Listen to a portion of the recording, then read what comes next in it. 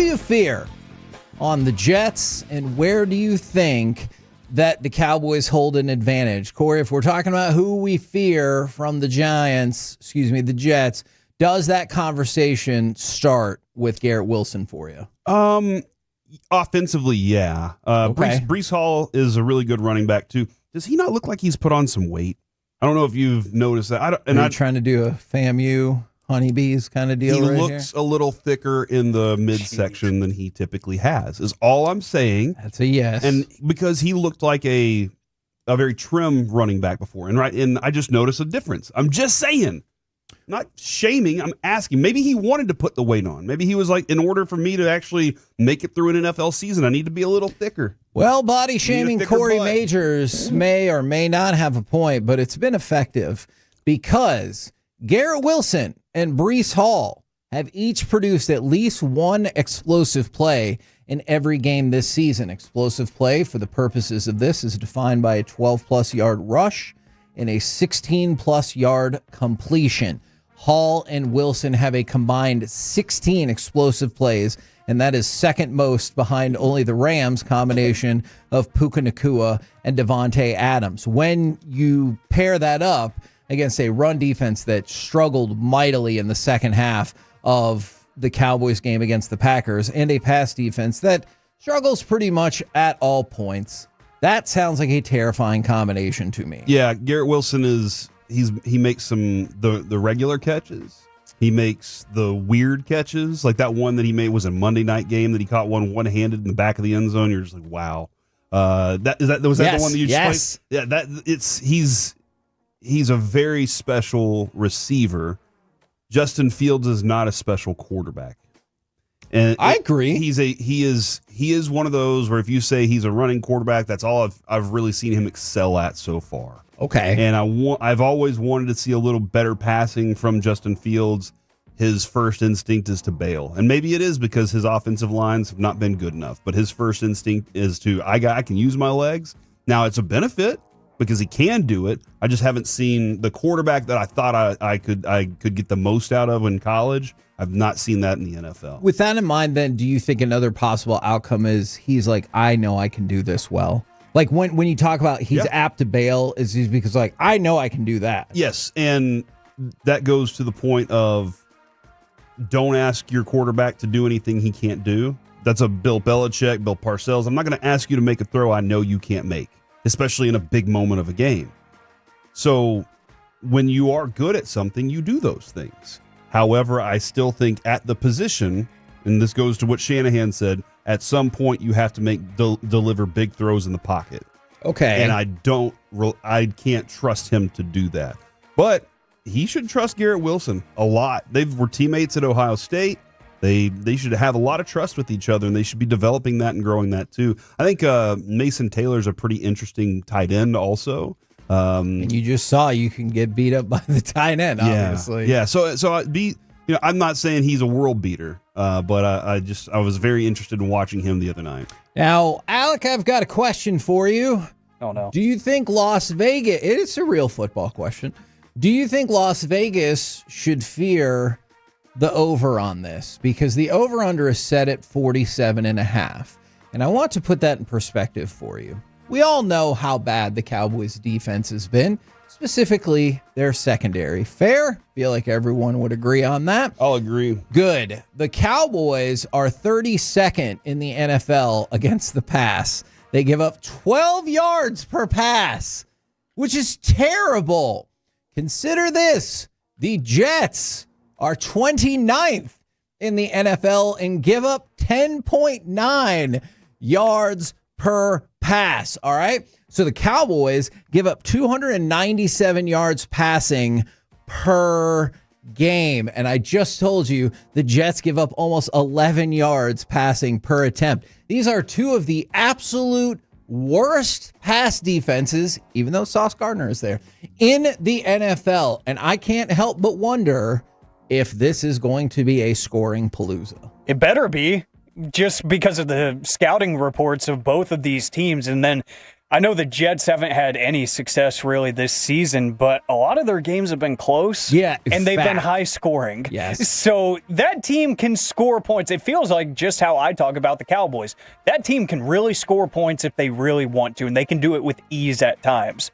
They can't defend anything. I think this could end up looking like the game they played against the Steelers to open the season, like a 34-32 thing. Ooh, okay. It really could, where just in the second half, everybody's like, you know what? How about every other possession we score? That would be cool. All right. Interesting. It's going to be fun. I think I would rather it be a high-scoring affair, honestly, than it be. Because you think you have a better chance to win? No, I just want to be entertained, Kevin. I don't want to sit there and watch a 9-6 game. I love Brandon Aubrey. I don't want to see him kick a field goal for the rest of the year. All right, let me ask you a quick question. This is a basic football philosophy question. I mean, hopefully that means you'd be really good or really terrible. Why is it that games like, you go to that Monday night game several years ago, we talked the other day about the 2013 Cowboys loss to the Broncos 51-48. Why did those games always get dubbed as instant classics when like a 10-9 game almost never? Now, I realize there are a lot of 10-9 games that you're like, this game sucks because these offenses are terrible. But surely in the history of football, especially as of late, we've seen games where just the defenses were that damn good. How come nobody considers those games classic? You show up to a baseball field to watch one of two things: home runs being crushed or pitchers duel. And if you get two no-hitters, you're like, holy crap, we're watching something special tonight. But that doesn't seem to apply on football. But in football, you show up to watch teams score. Nobody shows up to watch teams not score. The whole goal of the game is to get the football across the line. The goal in baseball is to get hits and runs? Yeah, exactly, Kevin. It's two different things. So here's the deal. In football, it's one thing. In basketball, they decided nobody cares about watching the Spurs stop people from scoring. We want 140-point games. That's what people want to see. They want to see three-pointers. So everybody did it, and now they're like, okay, there's too many three-pointers.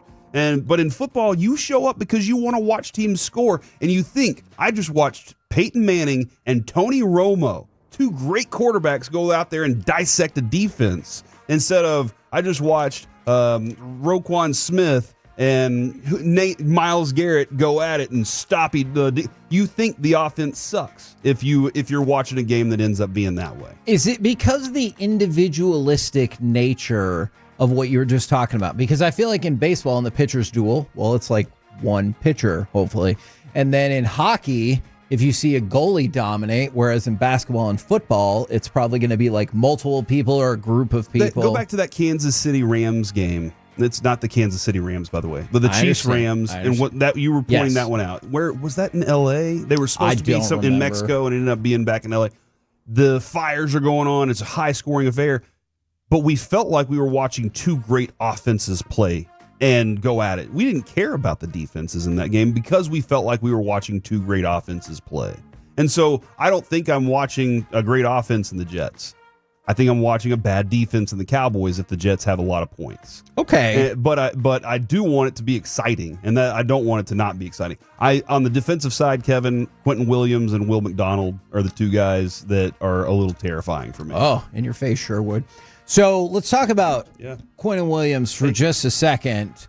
So he goes into week 5 as the only interior defender with a pressure rate and run stuff rate both above 10%. And I know you might think like pressure rate 10% is not the craziest, but remember, this is for interior defensive linemen. If you go across all defensive tackles with 70 plus snaps against the run and the pass, his 9 run stuffs are the most in the NFL. So believe it or not, this will kind of be a strength on strength battle. I wouldn't have thought going into the season whatsoever that I would have said that the Cowboys rush offense could be a strength, but the Cowboys are one of 4 teams to go for at least 100 yards rushing in every single game so far this season, with Buffalo, Denver, and Tampa. And so you have what for the Cowboys is shockingly, I'll stop saying that soon enough, but I'm still surprised by it, a shockingly effective run game against maybe the best, probably the best interior run stopper in the NFL, or if not the best, certainly one of the best. His run stuff rate this year, 13%. That is far and away for Quentin Williams better than at any point in his career. So, like, only 13% of the time he's stopping the run? Is that what you just said? No, stuffing the run. And a stuff of a run results in no gain or a loss. All right, so only 13%? Okay. I see what you're doing here. I'm not going to look at you when I say this. So that means if Quinnen Williams stopped a rushing play for 1 yard, it would not count as a stuff. But it's fair to say you would be thrilled as a Jets fan, yes?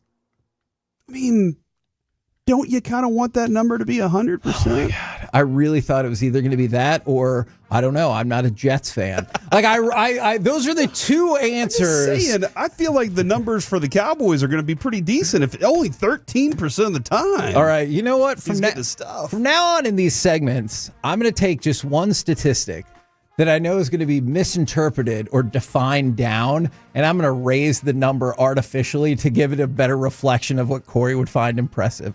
Quinnen Williams is stuffing 83% of running plays this year. Well, that is impressive. Okay, that's not the real. He still has some work to do, but the answer is 13%, which is very impressive. 940 stuffing. Thanksgiving's next month, Kevin. Oh my God. Kevin, I'm not a Jets fan. You know this. You almost predicted it a moment ago. Up in New York, do they call Jamie Sherwood? Do they call him the Forest? Not that I'm aware of. That's a Robin Hood thing. Yes, Sherwood Forest. I understand, but rob from the rich. Oh my God. Give to the poor. Okay, well, who is the rich in this scenario? Neither the Jets nor the Cowboys are good. There's no rich team in this scenario. That is a good point. But Sherwood, and I know you're going to crap on these numbers, he has at least 10 tackles in 3 straight games. That's impressive. And in this no, that is good. And in this last game, he also had a pass deflection, and so he's somebody that's going to be problematic. So if you're looking across the Jets defense, I personally would start with the concerns about Sherwood and Williams. Yeah. Will McDonald's had one. He had the block field goal run back for a touchdown. This defense has some good talent. I thought they were better when Saleh was their coach, but they do have a talented bunch of young players that are kind of right in that window of. They still have a lot of. They need to be influenced by greatness, and they just aren't in New York for whatever reason. And you don't anticipate that changing anytime soon? I want to know that next level that they can get to, and I don't know if they know how to get there because I don't know that they have the influence from somebody else to do that. If I give a positive Dak Prescott stat, do you think people are going to get upset? They'll call you a homer. All right, well, I'll just tell you the numbers. Dak Prescott has completed at least 30 passes with a 70% completion rate in each of his last 3 games. That is so rare that the last 3 people to do it, and tell me who you think doesn't belong in this category, is Drew Brees in 2011, Patrick Mahomes in 2013, and Kirk Cousins in 2018. Wow. So in the last 14 years, this is only the 4th time a quarterback has done that. And so I realize the Cowboys have been forced to pass the ball more in some of these games, but to complete 30 passes a game at a 70% completion rate is absolutely tremendous. Yeah. So that's improvement. Yes. Agreed, Jerry. Actually, Jerry, you're right about that one. We're the KNC Masterpiece right here on 105.3 The Fan. Coming up next. 3-2-1, Oh, Kevin is such a homer. Can you believe that, dude? I don't know how actual facts make you a homer, but here we are.